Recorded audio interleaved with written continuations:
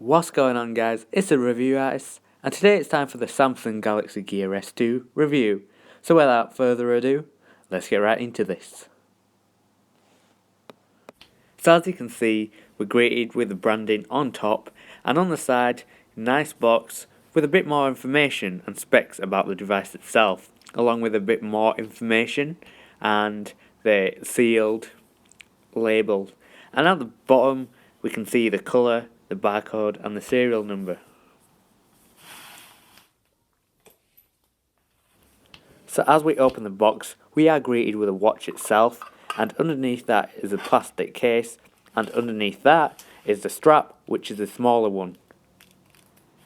Along with that, we do get the wireless charging cradle, which is a normal input, but converts to a wireless charger, which is handy to use. Now we also have the quick start guide and the warranty card.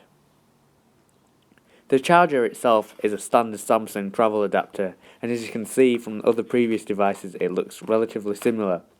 However, it is long and it's no fast charger or anything, so don't get your hopes up there. So taking a look at the watch, we can see this is a standard edition with a sports strap. However, we still have that rotating bezel, which is an amazing feature to have. Now on the side, we do have two buttons, one for back and one for home, along with the noise cancellation microphone. Now, the strap is rubber/plastic, however it is very sturdy. Now on the back you can see the stainless steel case, the Samsung Gear S2 branding, and the heart rate monitor, along with a wireless charger. So whilst we're booting this bad boy, let's run down the specs. So the display is a 1.2 inch full circular S-AMOLED 360x360 resolution screen with a 302 ppi. Not the best, but certainly smart. So to start off, you do get this clock face, which can be replaceable. Now the rotating bezel works really good, and you can see that in the video. The smooth FPS is high. Now compared to my other watch, you can see it is pretty small. However, this is a smaller edition, which is pretty nice. Now the app drawer looks amazing. You can see different to the Apple Watch, and it's different to any other smartwatch out there. You can see next page, so you can go through the pages, just rotate your bezel to find the application that you need. So taking a look at the alarm app, you can see if there's no alarm set, you can add an alarm. And to set the time, just rotate the bezel, which is a good feature. And let's take a look at the settings and see what else we have. Scrolling through this is easier with the bezel, but you can also use the touchscreen because it is touchscreen as well. And get quite a lot of settings in here. Reminds me of the Samsung TouchWiz interface, even though it is Tizen. Now you can see you can view the weather, rotate the bezel, add city, all that other good stuff you can do on your Android device. But it is a different interface to the stock Android, obviously, because this is Samsung Tizen. But it still is pretty good, and definitely the frame rates they've improved since previous, and I can say it is much more smoother and a buttery experience compared to my watch, unfortunately. Now obviously the key feature about this device is the rotating bezel, and you can see it works with apps just fine, and again the FPS is smooth. So as you can see, you can navigate through your emails just fine. Nothing new here, nothing major. You can show on phone, do the other stuff you can do on other watches. Nothing too much here.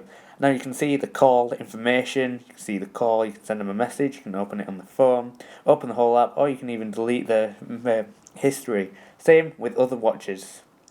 Again, if you can see the calendar, it's relatively nice. You get a bit of information there. Again, nothing too much.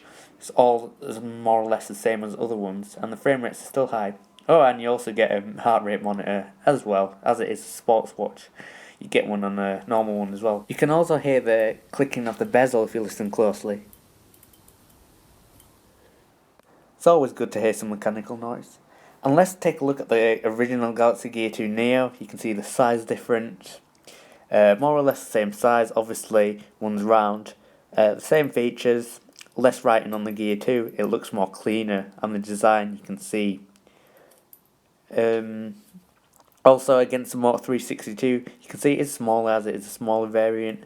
But the frame rates are higher on the Galaxy Gear S2 Neo, I have to admit that.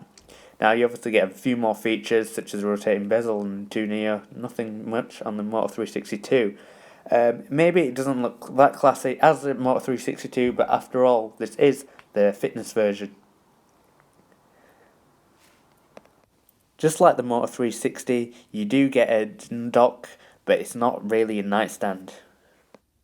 So you just put this bad boy on its cradle, and it is wireless charging. You can see the indicator at the bottom lights up. Charging symbol appears on the screen. Now this will stay like this until battery starts coming. So on this watch, no time appears whilst charging, but it does have the percentage.